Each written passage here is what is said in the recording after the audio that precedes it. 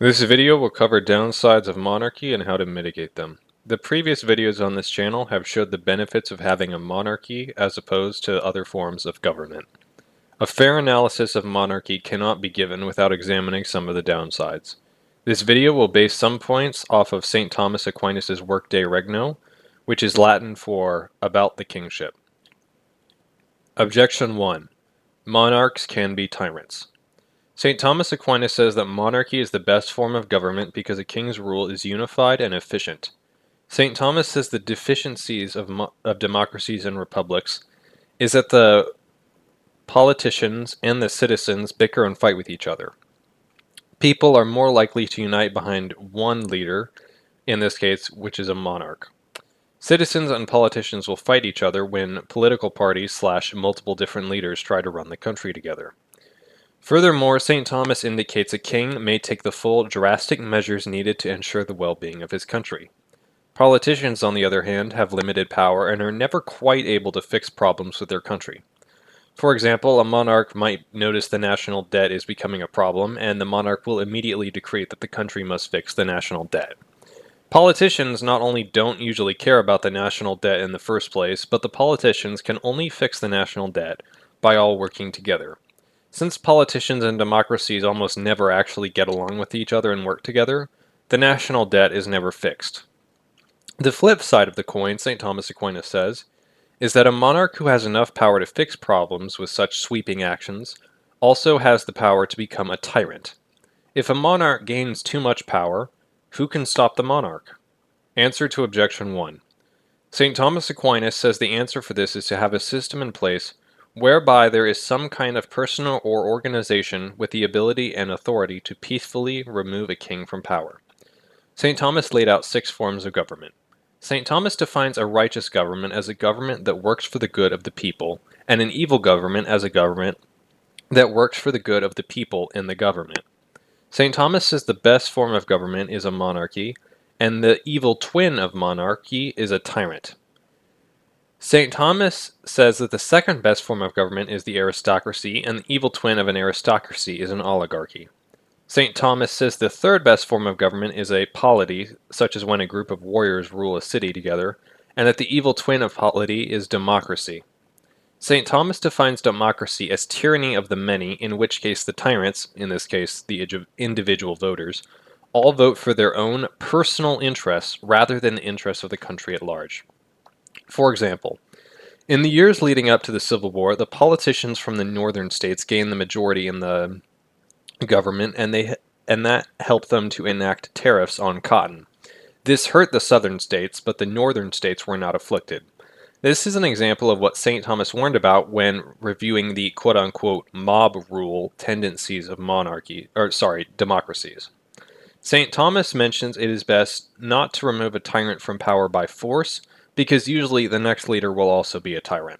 A glance at communist regimes and dictatorships throughout history shows this to be true. Whenever a tyrant is removed from power by force, usually another tyrant just takes their place.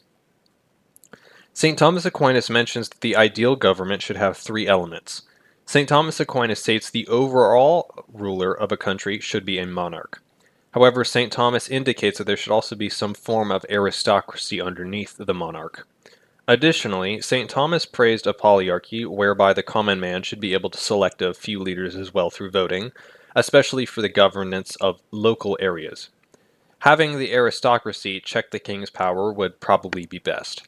From history, we know that kings often had to be very careful of other powerful nobles. For example, the nobles forced King John to sign the Magna Carta when he grew too tyrannical. If the common men also had some elected leaders that could remove the king from power, that might also work as well. And as we know throughout history, most common people, they usually pledged their authority to some local lord or vassal or baron, and if the king went to war, then he usually had to ask those barons or vassals if they would come with him to war, and oftentimes the nobles could refuse and say, no, sorry, we're not going to go to war, that's just not worth it. And that did happen multiple times throughout history. We just usually don't hear about it because our history teachers love to talk about the wars that did happen. They don't talk about the wars that could have happened but didn't end up happening. But anyway, If the common men also had some elected leaders that could remove the king from power, that might work as well, though it would be best to have the aristocrats helping them out there. St. Thomas Aquinas mentions that the Romans deposed Tarquin the Proud, and later the Roman Senate slayed Domitian when they both grew too tyrannical. While St. Thomas Aquinas does not go too deep into the particulars here, it is clear that the king should not hold unquestionable power in a country. Other nobles or elected officials should exist who can peacefully remove a king from power if needed. Okay, objection 2. Monarchies promote the quote-unquote class system. Monarchies are often famously associated with a class system. The idea is that the ruling class basically owns the peasants, and the ruling class reaps the rewards of the peons' labor. The peons live solely for the pleasure of the ruling class, and these peasants have pretty much no rights whatsoever. There was no way for a peasant to advance oneself in society. Furthermore, the class system was unfair, as nobles were simply born into positions of power. There was no way for a bright, intelligent person to work their way up through the ranks into a position of power. The ruling class also perhaps jealously guarded their wealth and power, refusing to share it. One point commonly cited here is the inbreeding of the ruling class. The Habsburgs are famous when it comes to inbreeding. Also noteworthy is that Henry VIII was related to each of his 6 wives. He was related by blood to 4 of them, and related by marriage by other members of his family to the other 2 wives before he had married them. This inbreeding, the argument goes, shows just how much power and wealth were consolidated at the upper levels of society. Rich people were only ever allowed to marry other rich people or powerful people, so the same sets of families just kept marrying each other. Nobody else from the peasant classes was allowed in. Okay, so answer to objection 2. Like it or not, there will always be some ruling class of some kind. In our current society, we have swapped monarchy and aristocracy, which St. Thomas Aquinas praised, for democracy and oligarchy, which St. Thomas Aquinas warned us against. Society does not get to choose whether or not there will be a ruling class. We only get to choose what kind of ruling class we have. In our current societies, most of us are ruled by oligarchs, and by the politicians that the oligarchs prop up. Remember, St. Thomas Aquinas said just governments work for the good of their people, while unjust governments work for the good of the rulers. Do oligarchs and politicians work for their own good, or for the good of the people they rule?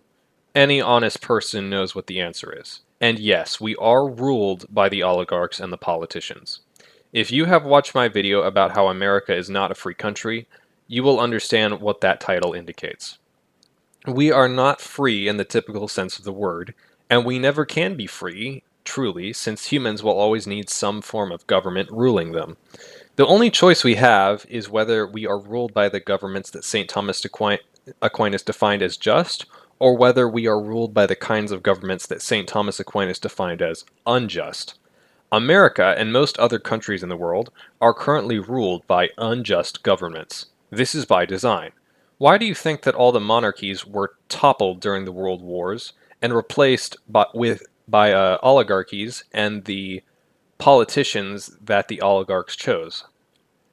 Now, what about the fact that in these ruling classes, people cannot work towards positions of power? So people might say, okay, well, sure, we've just swapped out monarchy and aristocracy for oligarchies and democracies, or for oligarchs and people, the politicians and the democracies, at least.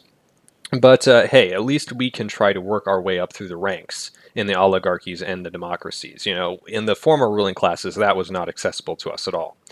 Okay, so the first answer here is that if someone really wants power, they should not have it. That might be unpopular, but it's true. This is the reason why Catholic cardinals are not allowed to actively campaign for the papacy. This is why monks and nuns in monasteries who vote for their superiors are counseled to never vote for a monk, priest, or nun who actively wants the job of superior. The ideal superior generally is disinterested in the job at best. They just don't care about it. If someone wants to be in charge or have a position of authority badly, then they usually want the power for the good of themselves, not for the good of others. Most of the bishops and leaders, most of the best bishops and leaders that the Catholic Church has ever seen never wanted positions of authority. Indeed, when the people of Milan tried to make St. Ambrose their bishop, he hid because he did not want the job. Yet St. Ambrose ended up being one of the best bishops Catholicism has ever known. It shouldn't surprise us then that our politicians, all of whom actively campaigned for power and wanted positions of authority, are so often revealed to be self-serving and insensitive or just flat out uncaring towards the needs of their voters. The the other concern with potential class systems that people have pointed out is that peasants will never have the chance to truly gain wealth or prosperity, and they will be forever beholden to the ruling class. So, like, okay, sure, uh, sure, we won't get positions of authority. That's not a huge deal. But what about wealth? We'll always be poor if we're under the class systems. Okay, well, this is already kind of true that we don't really have the chance to pursue wealth in most democracies in the world. Children are placed in school at the age of 6 and told to educate themselves well, do well in school. Okay, so why are they supposed to do well in school? Well, so that they can go to college and earn a degree, of course. Okay, why do they have to earn a degree? Simple. Corporations probably won't hire them if they don't have a degree. Okay, so why do they have to go to work for corporations? Well, because the corporations have all the money, and the corporations are the only people you can really get a job for. You have to go to a corporation if you want a living. Are there really any other options besides working for corporations? Not really. There are a few other options, but most options are either unrealistic or incredibly hard to achieve, such as being an entrepreneur. Okay, so who owns the corporations, and who, therefore, are we ultimately working for? Oligarchs. The monarchs and aristocrats were eliminated, and the vacuum of power was seized by oligarchs. Okay, so in a certain sense, we haven't. So the idea is that peasants were beholden to the aristocrats. They had to work for the aristocrats, and this was a horrible system. They weren't free. Uh, we really have just swapped out the aristocrats for the oligarchs. Sure, we don't work for aristocrats anymore. Now we work for oligarchs. Our situation hasn't really changed. Okay, so furthermore, it is actually believed that medieval peasants actually worked fewer hours than most modern employees do. The accuracy of this is debated, but it is noteworthy that peasants were not necessarily slaves. We tend to think of the peasants' living conditions as absolutely unbearable, mainly because of their lack of amenities, but it wasn't as if the royal families had it all that much better when it came to amenities. Several houses belonging to the middle-class peasants were actually quite large and spacious. There was also a complaint that many serfs do not own land and they had to pay the local lord rent. So many people will say, okay, yeah, sure, but those serfs, they didn't even get to own their own houses and their own land, that they had to pay rent. Okay, so first off, this is not entirely true. Many farmers who were called yeomen did own their own land. Second, we still pay rent to the government ourselves in the form of property taxes. We pay rent just like the serfs did. The difference is that we pretend to own our houses, although the government really owns them. Now, if you don't pay your property taxes, the government will come and take away your house, so you don't really own your house. Okay, so if it actually was possible to make a living from farming back then, it's tough to make a living from farming now, but it was possible apparently back then.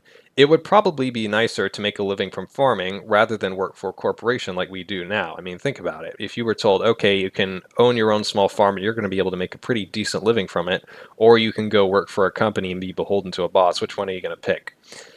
And what's especially considering the fact that at a corporation you have a boss and people looking over your shoulder, whereas when you own a farm, you get to pretty much run your day as you see fit to a certain extent. There are, of course, responsibilities, and it can be kind of tough, but it's not quite as horrible as some people try to make it sound. And the second thing that some people like to bring up is, oh well, some of the serfs, not so much the serfs, I think, but some of them were just attached to the land. So if the lord ever chose to sell the land, then the serfs who worked the land, were attached to it, and they were just sort of sold off to whoever the next owner was. And people say, oh, that's so horrible. How could anybody just be sold to a new owner like that? Well, we do the same thing with companies. If somebody builds up a company and then sells the company, the employees are technically sold along with the company. And back then, instead of having companies, they had land. Land was pretty much as close as you could get to having a quote-unquote company back then, per se. So even though it kind of sounds horrible and by today's standards, it's really not that much different. Okay, so why do we pretend that we are so much more free than serfs are? Granted, as already stated, we do have nicer amenities than people had in those years, but we still have to work and pay rent in conditions similar to the serfs. Our lives haven't really improved all that much, aside from the fact that our amenities are nicer. For the complaint that the average man could not become rich under a monarchy, first think about how rich most of us really are. Most of us consider ourselves lucky to pay our bills throughout life and have a bit left over for retirement. While we might have access to amenities that some of the people in the Middle Ages did not, such as air conditioning, income-wise, if you put in the ratio of how much income we have versus how much income the serfs had when it comes to paying for our basic necessities, we're not really that much better off. We still have to spend most of our own money on necessities, be it property tax, taking care of our cars, food. If we have to pay rent, then that goes to it. Taking care of any family members, etc. We still have to spend most of our money covering those bills, just as the serfs did. Indeed, most Americans have mortgages on their houses, if they can afford mortgages, so most of us don't really even own our own houses. So people say like, oh, I own my own house. And again, we already covered that we don't own our own houses because we have to pay property tax on them. But on top of that, if you have a mortgage, you don't really own your own house. You don't even have the primary rights to your house. The bank has the primary rights to your house. The bank is just making you pay the property taxes. Okay, so think about how many people you know that look successful and seem successful but are really deeply in debt due to mortgages, credit card debt, student loan debt, etc. Even under monarchies that employed feudalism, not everyone besides the king or noble was a peasant.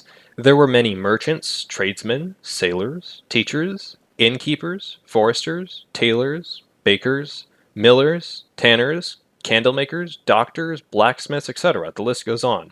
There were multiple career paths that people could get into if they so wished. Okay, now for the subject of inbreeding, which has come up every now and then, though it's not necessarily one of the more heated topics that people debate. Okay, so inbreeding was definitely a problem for some monarchs, though not the vast majority of them. Though one interesting solution somebody did post on the internet was suggesting that the monarch be required to marry someone from the poorest area of their kingdom. And this person suggested that this would solve three problems. One, the inbreeding would no longer be an issue. Two, consolidation of power among the rich and wealthy is no longer an issue. And three, then the monarch would be incentivized to help improve the poorest areas of the country since their spouse was from those areas. As we know now, many of our politicians don't care at all about the poorest areas of the country. They never even go there. So if a monarch was required to marry someone from the poorest areas, the idea is that they would be incentivized to try and help those areas out. Though that was just kind of a wild suggestion thrown out there, and it's not really clear how much that would actually help. It is kind of interesting to think about. Okay, objection 3. Monarchs have no term limits. The objection is that term limits are necessary to prevent any one politician from becoming too greedy or from staying in power too long. Many of our politicians in Congress are incredibly unpopular, and many wish that we enacted term limits. The argument goes something roughly along the lines of, quote, such and such politician is very corrupt and has been in office forever. We need term limits to get rid of them, end quote. Okay, so answer to objection 3. Lack of term limits is not the problem. Politicians, propped up and funded by oligarchs, are the problem. Use term limits to eliminate one horrible politician, and you will just get another politician just as bad. Even if politicians were honest, term limits restrict them from planning for the long term. For example, in America, each presidential candidate or person who gets voted into the presidency really only has 4 years to get their work done before the next election, and they can't reasonably plan for 4 years for more than 4 years, sorry, for the full 8 years, unless they, of course, know that the election is going to be stolen for them. Okay. In the grand scheme of things, 4 years really isn't that much time. This is why so many politicians seem to kick long-term problems, such as the national debt, down the road. The politicians only think and make plans for 4-year increments. The worst part is that if a politician does work on something that will outlast their term in office, their successor will probably take the credit for it. For example, if politicians now started working on eliminating the national debt, however many years from now, when the national debt was finally gone, that generation's politicians would take the credit for eliminating the national debt. Furthermore, it would actually be far better to have a king, quote-unquote, own a country in a sense. This is because people generally tend to take better care of valuable possessions that they own rather than valuable possessions that they rent. Monarchs know that they will be owning the kingdom in a certain sense. Politicians, on the other hand, more or less just sort of rent their position of authority for the short term. As a result, monarchs care about the long-term effects on their kingdoms. Politicians, on the other hand, really don't care about the kingdom at all since they are only renting it up until the next election comes around. Politicians, like most renters, only think about trying to use what they are renting to maximize their own personal profits in the short term. Another note is that many people think carefully about what they will pass down to their kids once they die. True, not all parents are this considerate, but it is often a thought in the back of some parents' minds. Monarchs would probably be more incentivized to leave a kingdom in very good shape behind for their children to inherit and rule. Politicians, on the other hand, treat their term in office like a job. Once most people retire, they couldn't care less what happens to the company that they left. The employees did not own the company. The employees just worked there to try and make as much money as possible. This is the mindset that most politicians have. The politicians do not own the country, so the politicians just use their jobs as politicians to try to make as much money as possible from their job before retirement.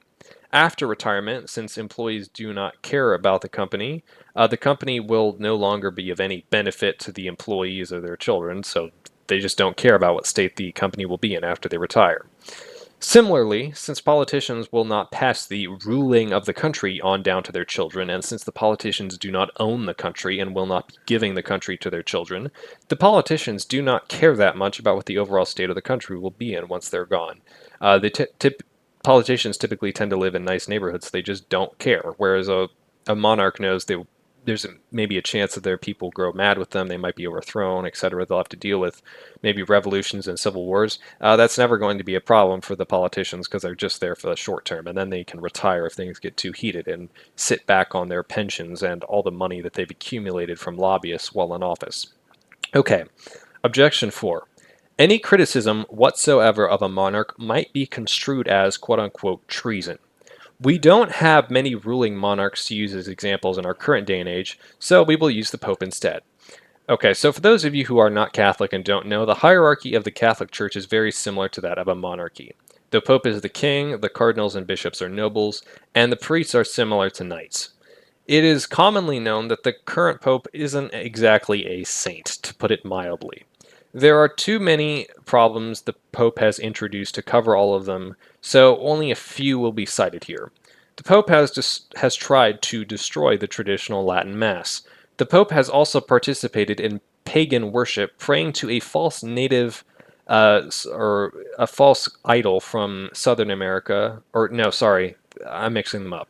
The Pope has also participated in praying to a false Native American, quote-unquote, Western grandma god, and then the other idol that he's participated in worshiping was a idol from South America known as the Pachamama idol. The Pope has praised and pushed for quote-unquote gay couples and slams traditional Catholic couples who have many children. He's mocked them for quote-unquote breeding like rabbits. It is widely accepted in most Catholic circles that for these reasons and many others, the Pope has not been doing that great of a job, obviously. However, in many Catholic circles, if anyone even dares to express some slight disappointment with the Pope's actions, they are immediately slammed for daring to critique him. For example, if someone says something very moderate and kind of hesitantly along the lines of, well, Pope Francis is not necessarily the greatest pope. Hopefully someday we'll have a pope who's a little more orthodox. Many Catholics will grow absolutely furious at this. That's not really an inflammatory statement. That's pretty much as polite, cordial, and genteel of a statement about the Pope as you can make. Yet many Catholics will just emerge from the woodwork holding a Louisville Slugger baseball bats, and they'll just beat anybody over the head who dares to critique the Pope like that, and they'll just shout about how you need to be respectful and obedient to the Holy Father. A Catholic can literally just say, it's too bad the current Pope participated in idol worship and is unrepentant. Hopefully he changes that someday, and the Catholic will just say, oh, how dare you criticize the Pope? You're not supposed to do that. You're being disrespectful. Okay, so the Pope can literally perform idol worship, and many Catholics still refuse to say anything that might even suggest he made a mistake. And they'll also try to cover for him, saying like, oh, well, he probably didn't understand what it was. I'm sure he just didn't know what he was doing, etc. They'll just cover for him. They won't let anyone anywhere ever criticize him or suggest he made a mistake. Okay, so the same problem might arise in the case of a monarchy. In democracies and republics, bad-mouthing our leaders is seen as completely normal. St. Thomas Aquinas said in his work De Regno, this is actually why monarchies are preferred. St. Thomas noted that democracies and republics are divisive and they pull the citizens apart because they're constantly fighting about candidates, whereas a monarch unites all the candidates, or sorry, all the people of a country together.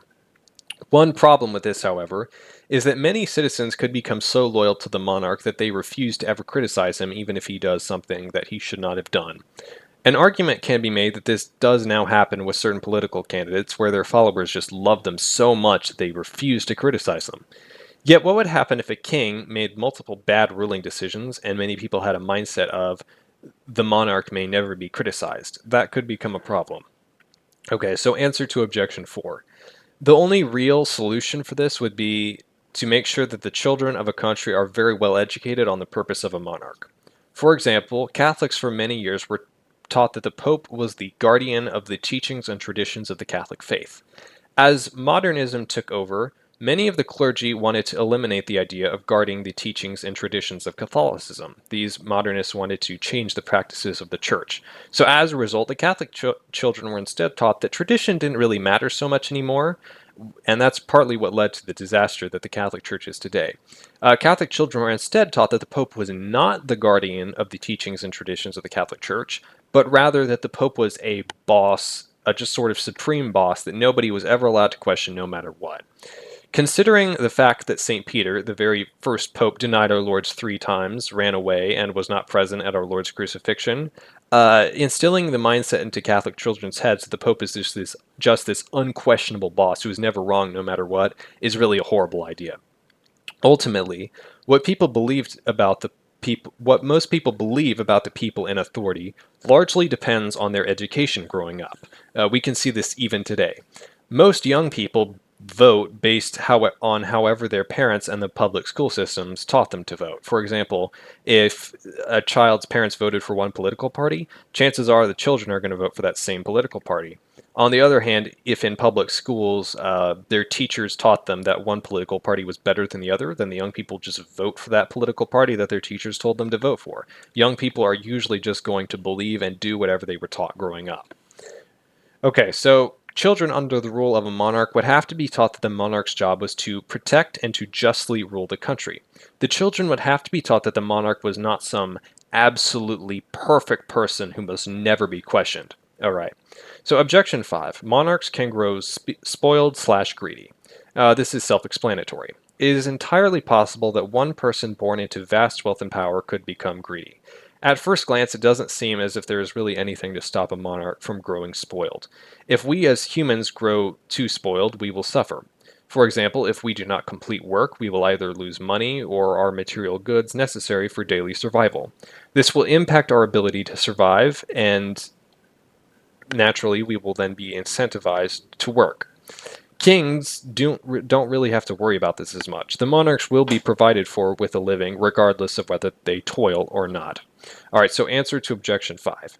The answer is that this is not entirely true, especially if there is some level of aristocracy and polyarchy, as St. Thomas Aquinas suggests. As was shown with the Magna Carta, King John's nobles forced him to sign the Magna Carta when he grew too dictatorial.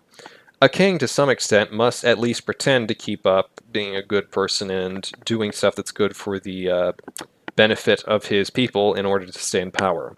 If a king becomes an absolute greedy slob, even if it is not easy to eliminate the king, nobody really complains if said king is removed. Nobles will often despise a spoiled king, or may even plot to overthrow him. This in and of itself does not eliminate the possibility of having a greedy, spoiled king, but it is noteworthy that a king cannot be spoiled often without consequence. There will be problems that arise for him. Okay, so objection 6. Monarchies breed war. When we are taught about monarchies in public school, we usually cover the wars fought between kingdoms. As mentioned in the Monarchs versus Presidents video, we are told monarchs were self-absorbed greedy thugs who just tried to grab land wherever they could. Many kings, such as Alexander the Great and Genghis Khan, did try to conquer the known world, it is true. We are also told that democracies do not suffer from this problem, as no one man owns the country, and therefore no one man stands to gain from warfare such as a monarch might. We have also been told that the different heirs to the throne often fought for power. For example, Absalom tried to overthrow David. Maybe the younger brother who wants to be king will try to overthrow the older brother who is the crown prince, etc. William the Conqueror fought Harold. They both quarreled over who was the rightful ruler of England. The Hundred Years' War was fought over who is the rightful heir to the French throne, etc. Okay, so answer to objection 6. First, let us cover why wars of monarchies are so often taught in history classes. We've already mentioned this briefly earlier. This is done for 2 reasons. 1, public schools are basically just government indoctrination centers. 2, talking about peaceful monarchs in history class is boring.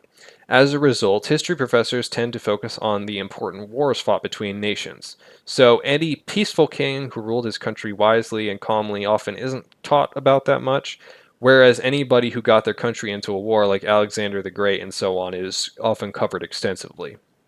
With that being said, uh, yeah, so history teachers tend to just focus completely on the wars that everybody fought. So with that being said, the kings were expected to take part in any battles their kingdom fought. The kings were very well aware of the fact that they themselves personally could die fighting. Politicians in democracies will usually never be anywhere near the front lines. On top of this, politicians in democracies are usually funded by oligarchs. Some of the wealthiest and most powerful oligarchs are the owners of the military-industrial complex. If democracies lessen the number of wars that countries are involved in, why has America fought in so many wars? America is a relatively young country, yet has already engaged in multiple wars. Just look at all the pointless fighting in the Middle East that never went anywhere. Why does America get involved in so wars? Well, there's a couple of reasons. One is that we love Israel a little too much. But another answer is that it profits the oligarchs who place politicians into positions of power. Practically every single politician in Washington, D.C. is backed by lobbyists of some kind, many of whom are lobbyists for the military-industrial complex. Democracies have started more wars than monarchies ever did. Thank you for watching. Please like and subscribe.